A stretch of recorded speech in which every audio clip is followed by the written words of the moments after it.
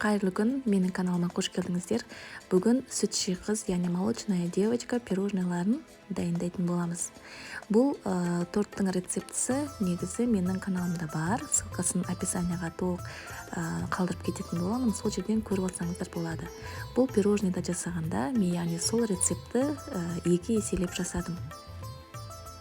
Яғни бізге 4 жұмыртқа, 730 грамм сгущенка, 160 грамм сары май қажет, және де онымызға разогретельді қосып, кейін бөлек 2-3 бөліп миксермен жақсылап араластырып аламыз. Бізде дәл осындай қою масса болуы қажет. Енді осы массамызды 3 бөлікке бөліп, пергамент қағаз төселген формамызға салып жақсылап жайып аламыз. 180 градуста ысып тұрған пешке 15-20 минутқа салып пісіріп аламыз.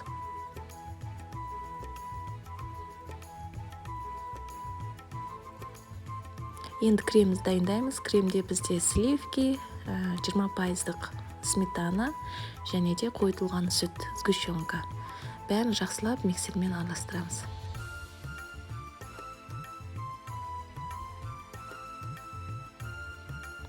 Бізде осындай крем шығады, яғни кішкене сұйықтау болуы қажет. Енді дайын болған корждарымыздың арасына осы кремімізді толық жағып шығамыз.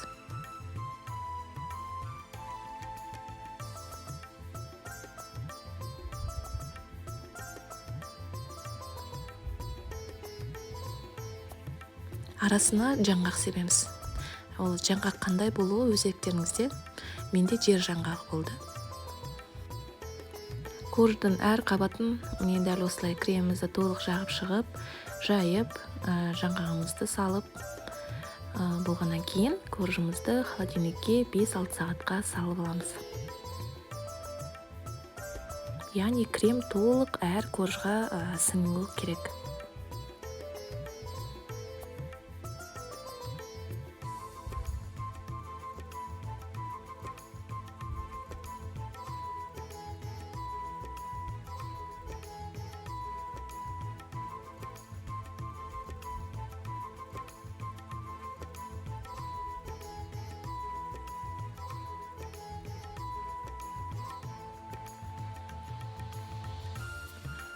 Кейін холодильниктен алған коржымыздың шет жақтарын тегістеп аламыз.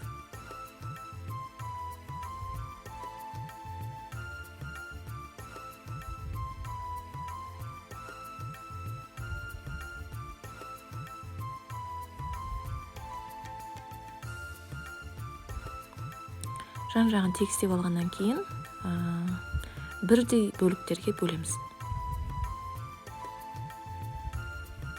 Мен бұл пирожныйларды тік төртбұрышты етіп кестім.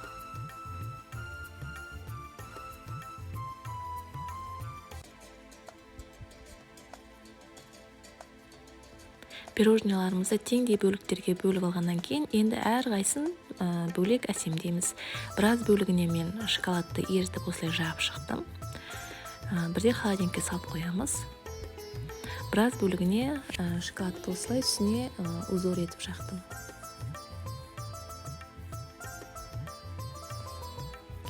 Ал біраз пирожныйлардың үстіне фисташка ұнтағын сеуіп шықтым. Ол үшін фисташканы блендерден өткізіп алсаңыздар болады. Ақ шоколадпен де әсемдесеңіздер әдемі көрінеді. Міне осымен біздің сүтші қыз пирожныйымыз дайын болды. Жасалу өте оңай. Ұнаса лайк басыңыздар. Көп рахмет.